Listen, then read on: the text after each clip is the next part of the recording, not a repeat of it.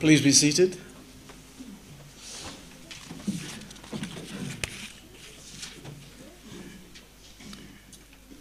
This, I think, is the first Harvest Festival that we've done it quite like this.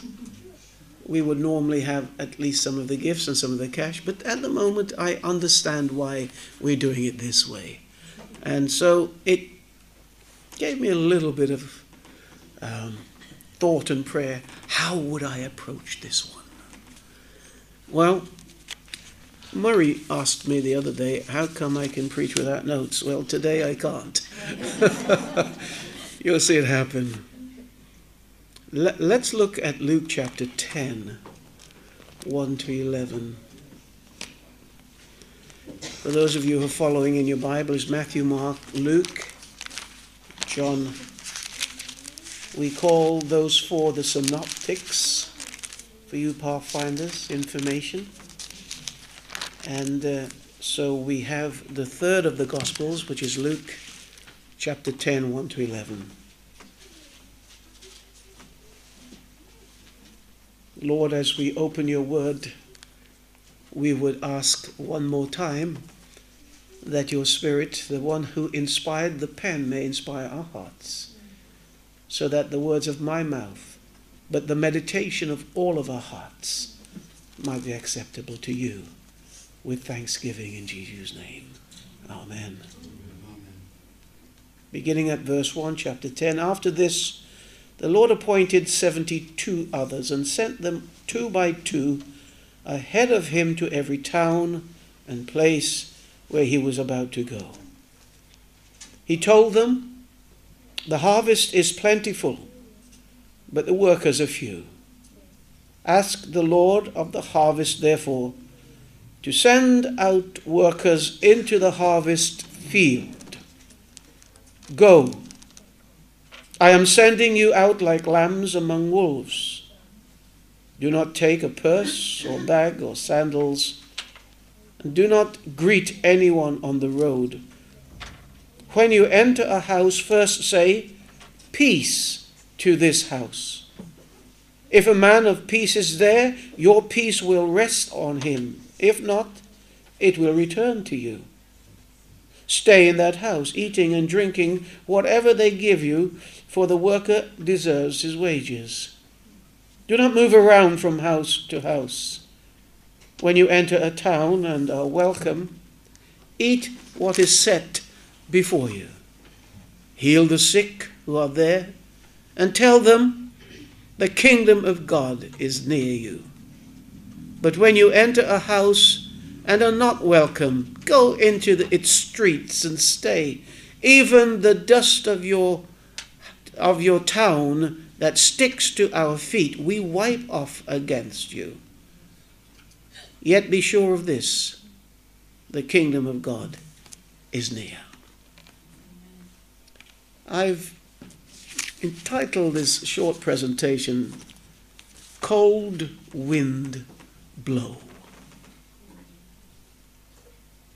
A well-tended garden is a beautiful place. And there are so many varieties of gardens. Vegetable gardens, weeded and planted in rows, fresh and vibrant. Fruit gardens, many folk call them orchards, or they used to, where the 3 Ds of pruning is evident: dead, dying, and diseased. We prune them off. Dead branches, dying branches, and diseased branches. We remove them, cut them off. Flower gardens that have been dead-headed, colorful, and fragrant.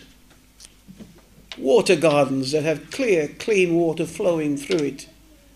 And there are so many combinations within these gardens. Some have daffodils. We see them in the spring. And lilies. I've always had them eaten by bugs. I don't know how your lilies get on. Hollyhocks. We were driving, not so very long ago, we were traveling down the East Coast, And we went through a village that it seemed that every garden had hollyhocks. I like them. Then we have wisterias and clematis and gladioli.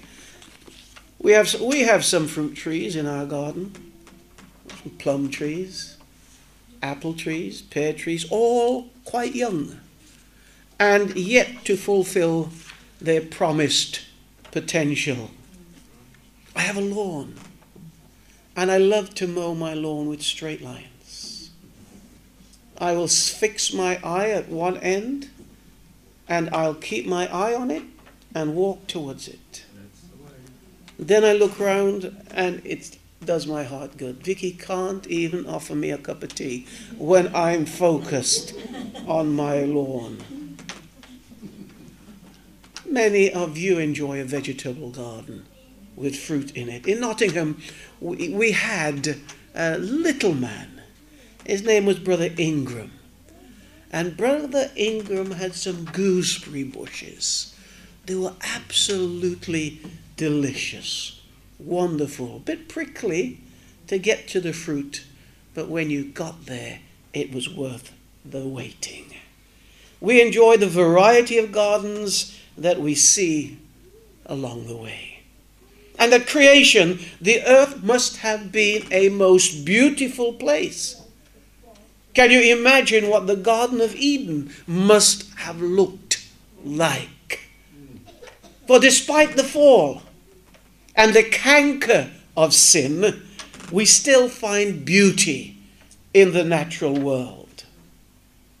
And as we look at the wonders of God as seen in nature, we marvel to think that our God likens us, you and me, to a garden. There in the book of Songs of Solomon, in chapter 4, verses 12 to 15, he says, "You are a garden locked up, my sister, my bride. You are a spring enclosed, a sealed fountain. Your plants are an orchard of pomegranates with choice fruits, with henna and nard and saffron, calamus and cinnamon, with every kind of incense tree, with myrrh and aloes and all the finest spices. You are a garden fountain, a well of flowing water streaming down from Lebanon." What a picture of a beautiful garden. And God says, "You are my garden." Can you really appreciate what the Bible is saying here? Of all the beautiful things in this world, God sees us, his bride, you and I, as a beautiful garden. He sees in his church today the vast variety of beauty that is found in a well-tended garden. Yet he looks for more than just beauty. Our plum tree last year bore 6 plums. This year, it has given us an abundant crop. We celebrate that. And so it is with God. He expects to find fruit and growth in our yield. We are his vine. John 15:5 says, "I am the vine. You are the branches. If a man remains in me and I in him, he will bear much fruit. Apart from me, you can do nothing." I wonder what this really means. May I suggest that it means we are a part of a living, vibrant stock. A fruitful stock.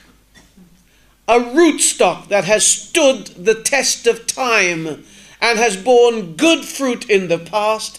And because its past history is good, it is expected to bear fruit now and onwards. In fact, the Bible says Christ came to seek fruit. Solomon again, Songs of Solomon 6:11. "I went down to the grove of nut trees to look at the new growth in the valley, to see if the vine had budded or the pomegranates were in bloom.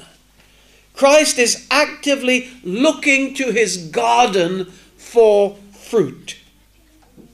But as every gardener knows, there are certain conditions under which trees bear fruit. Seed needs to be planted into good ground, weeded, destoned, soil that has been worked on.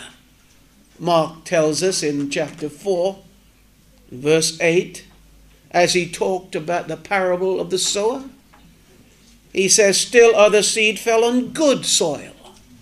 It came up, grew, and produced a crop, multiplying 30, 60, or even 100 times.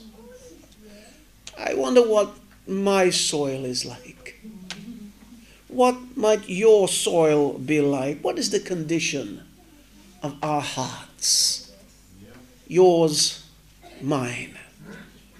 Hosea chapter 10, verse 12. Very interesting statement. It says, sow for yourself righteousness. Reap in mercy. Break up the fallow ground. For it is time to seek the Lord till he comes and rains righteousness on you. Another place the Bible talks about taking out that stony heart, removing the stone that's within us and putting in us a heart of flesh. Yes, for the seed to grow, the soil must be made ready. But not only must the soil be right, the seed also needs to do something. The seed must die. Jesus in John chapter 12 and verse 24 says, I tell you the truth. I suppose the old King James will be, verily I say unto you, or truly, truly, I'm telling you, unless a kernel of wheat falls to the ground and dies, it remains only a single seed. But God has some wonderful buts in the Bible. It says the wages of sin is death, but God has a but. The gift of God is eternal life through Jesus Christ our Lord. But if it dies, Jesus continues, it produces many seeds. And it must die to self. Hosea again, chapter 10, verse 1. If you get the book of Daniel, the next one is Hosea, for those of you who are following along. Hosea chapter 10 and verse 1. Israel was a spreading vine. He brought forth fruit for himself. As his fruit increased, he built more altars. As his land prospered, he adored his sacred stones. And I wonder how much like Israel we are at times. You see, Paul writing to those in Galatia, book of Galatians chapter 2 and verse 20, he says, I have been crucified with Christ. It is no longer I who live, but Christ lives in me. And the life which I now live in the flesh, I live by faith in the Son of God, who loved me and gave himself for me. See, this is why we love him. We love him because he first loved us. We need to be willing to let go of ourselves, to die to self, that we might live in Christ Jesus. All increase comes from God. The psalmist tells us in 24 and verse 1, the earth is the Lord's and the fullness thereof, the world and those who dwell therein. Paul uses the same idea as he talks about Apollos. Remember when we're talking about Apollos there in the book of Acts? Well, in his letter to Corinthians, the first one, chapter 3 and 6, he says, I planted the seed. Apollos watered it, but God made it grow. Isn't that amazing? I can take the seed, I can put it in the ground, I can come with my sprinkler and water it, but unless God makes it grow, that seed will not do anything. It just remains. It is God who gives us the increase. The fruit comes from God, not from our skills. And it is God who is nurturing each of his plants, each of his children, you and I. Ezekiel, chapter 47, verse 12. Those pathfinders who are going along with me, you get to Isaiah, Jeremiah, Ezekiel, Daniel. Ezekiel 47, 12. Fruit trees of all kinds will grow on both banks of the river. Their leaves will not wither, nor will their fruit fail. Every month they will bear, because the water from the sanctuary, notice where it comes from. The water from the sanctuary flows to them.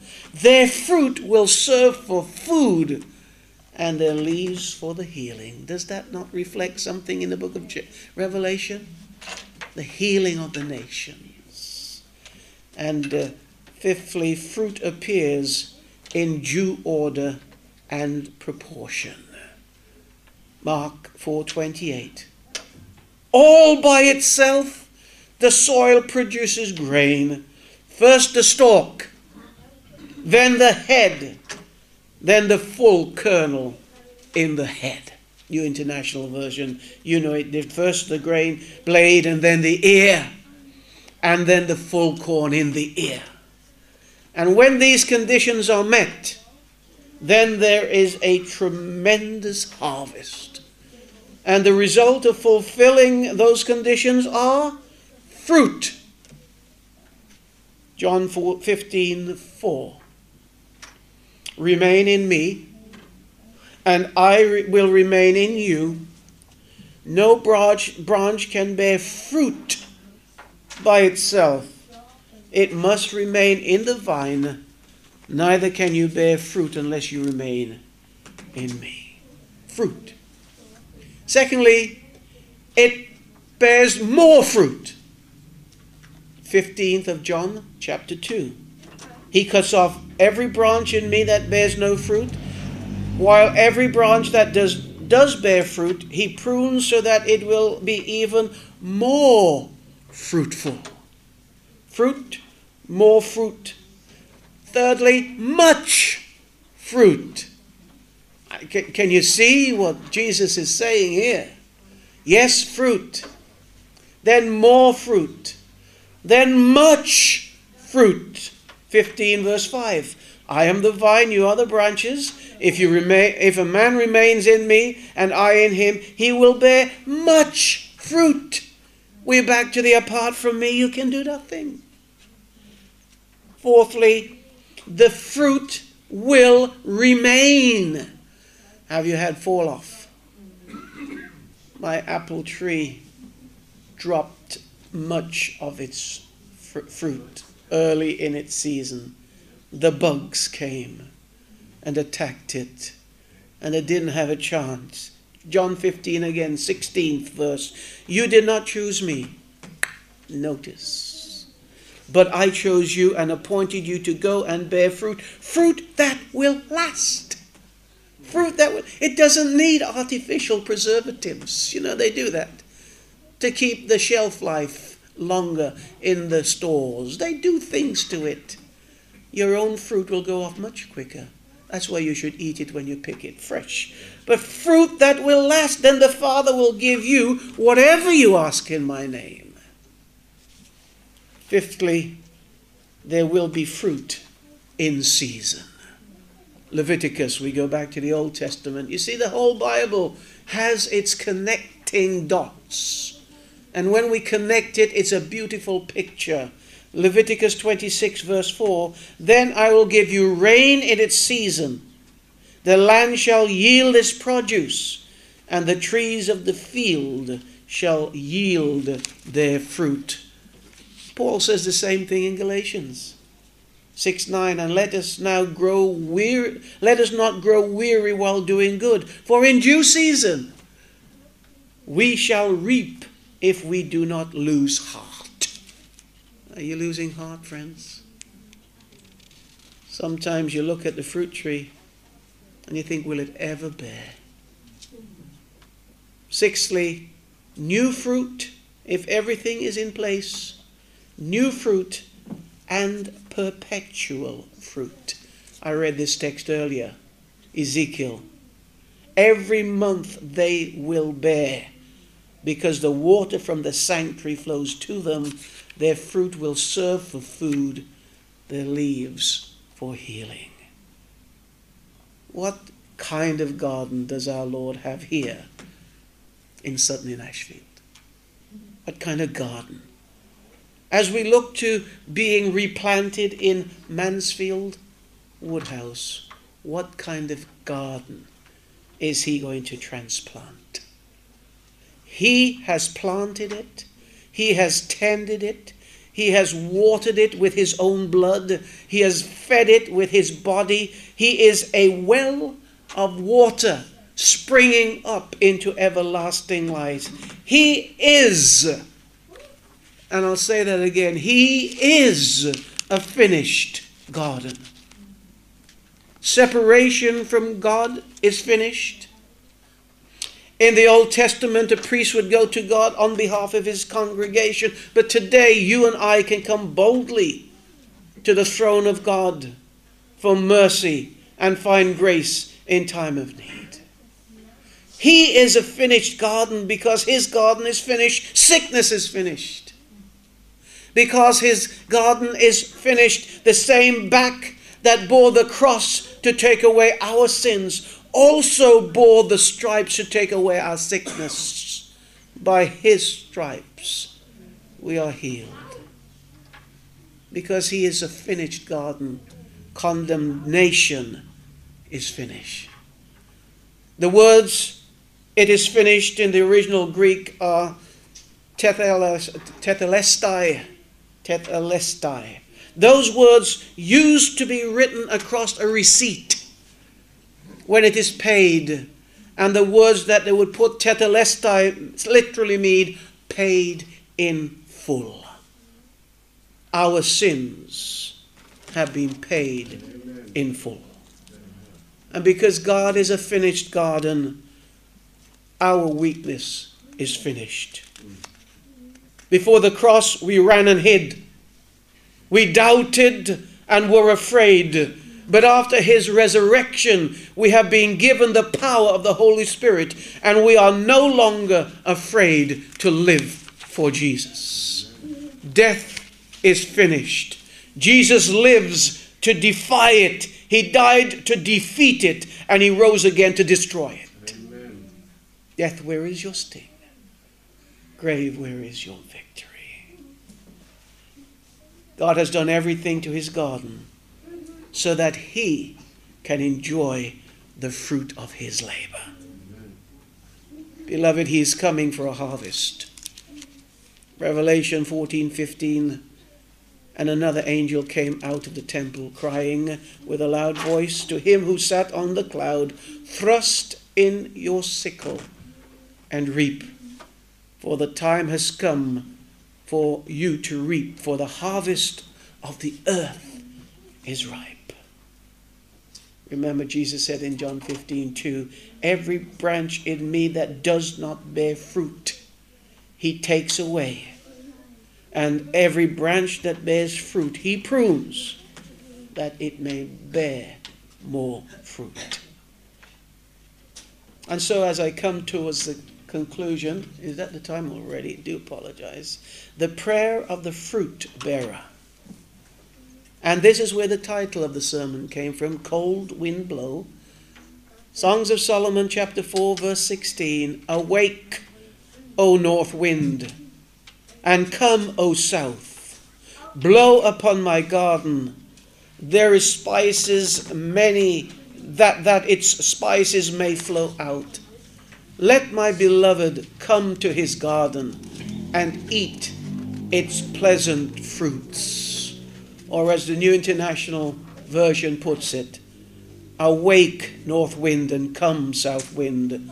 Blow on my garden, that its fragrance may spread abroad. Let my love come into his garden and taste its choicest fruit. And so I ask myself, as I ask each of us, are we ready for that harvest? When all is safely gathered in, or will we be left in the field unfit for purpose? Are we that sweet fragrance that God expects us to be? God's plan is to plant another garden in the earth made new. And he really wants everybody here today to enjoy that special garden. I believe that it is a garden worth living in.